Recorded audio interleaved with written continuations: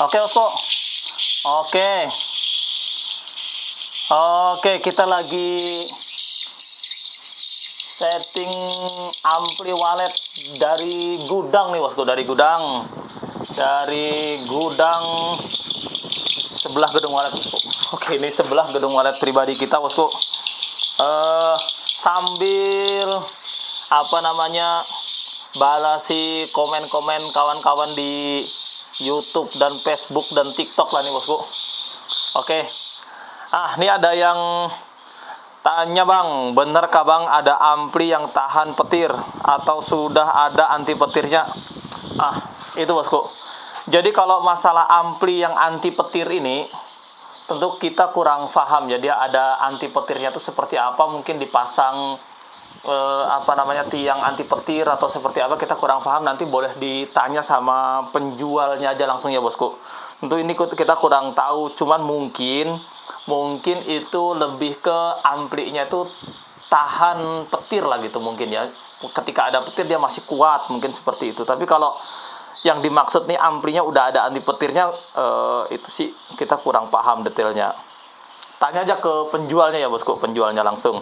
Cuman yang sedikit kita pahami itu, ampli itu, Bosku, ada yang tahan di lokasi listrik yang naik turun dengan ada yang tidak tahan lah gitu. Biasanya untuk misalnya ada petir itu, Bosku, biasanya yang naik itu voltase listrik PLN gitu. Nah, ini voltase PLN ini harusnya kan 220 ya, 220 volt. Ketika ada petir, dia tuh bisa ngejut gitu, bisa ngejut tinggi.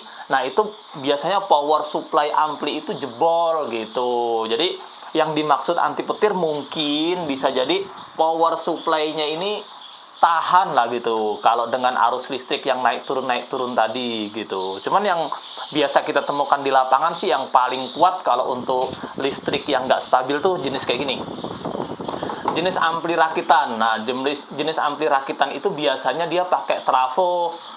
Dia kalau power supply-nya pakai trafo itu kuat, di listrik yang naik turun biasanya memang tangguh lah. Tapi kalau jenis yang kayak gini, ampli Piro 89, Piro 88, itu rentan di lokasi listrik yang naik turun.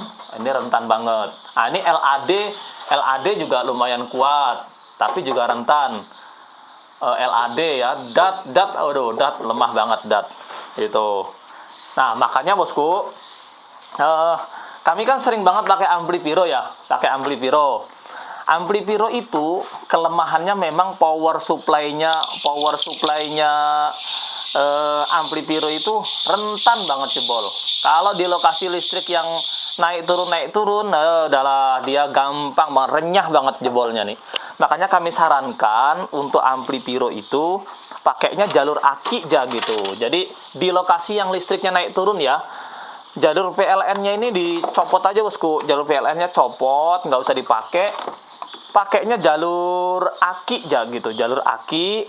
Akinya nanti dicas, boleh pakai cas otomatis seperti ini, atau pakai cas trafo juga boleh gitu kan. Cas trafo yang merek Delta atau merek Wipro itu tangguh lah di listrik-listrik yang naik turun. Nah gitu. Jadi kami sarankannya itu jalur PLN-nya dilepas, pakai jalur aki, terus pakai cas aki gitu. Biar nanti cas akinya yang rusak. Kalau cas aki rusak kan gantinya gampang, nggak perlu panggil teknisi, tinggal ganti, cabut, cas akinya, colok lagi ke cas akinya, beres lah.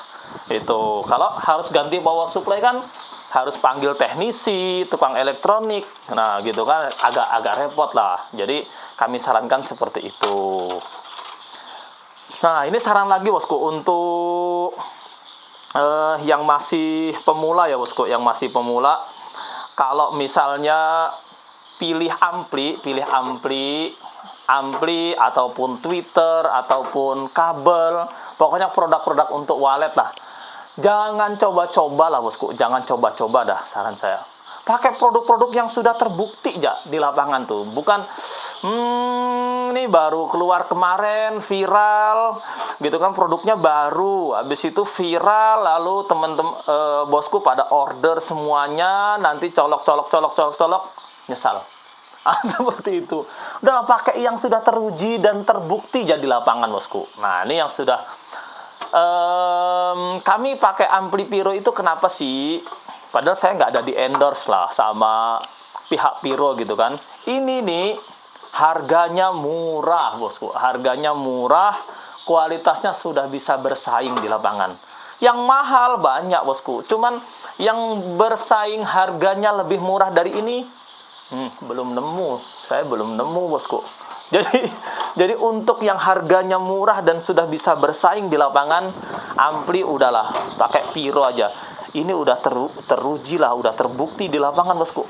Udah bisa bersaing, hanya memang itu ada kelemahan-kelemahannya tadi. Nah, boleh nanti kalau mau sharing, hubungi kita lah, bosku. Banyak memang kelemahannya, teman. Harganya yang tidak bisa disaingi masih. Ampli Piro 88 gini mungkin kalau di lapangan ada yang 650.000 saja. Kalau beli borongan bisa di bawah 600.000.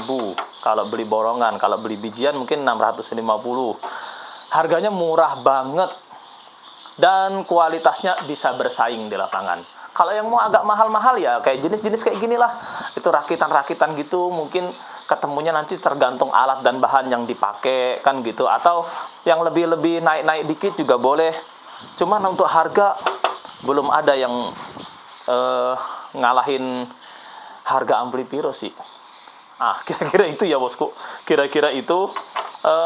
Cuman ya tadi memang kelemahannya power supply-nya lemah. Di lokasi listrik yang naik turun, dia gampang banget jebol.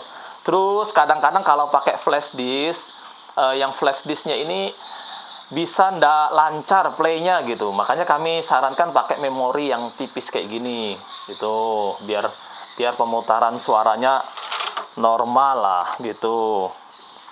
Ya tinggal sharing aja lah, bosku, tinggal sharing lah. Saya ndak ada di endorse, bosku, ndak ada endorse dari apa namanya produk Piro. Hanya ini memang rekomendasi karena memang ini harganya murah tapi tidak murahan lah kualitasnya. Oke, kira-kira itu ya, bosku. Bosku yang masih galau, masih coba-coba produk ini, produk itu, hentikan sudah, bosku, hentikan. Lelah sudah. Cukup kami aja yang uji coba, lihat sebanyak ini ampli-ampli yang kita cobain gitu kan. Produk-produk yang udah kita cobain dah berbagai macam dah. Udahlah, jatuh hatinya terakhir di sinilah. Oke, bosku.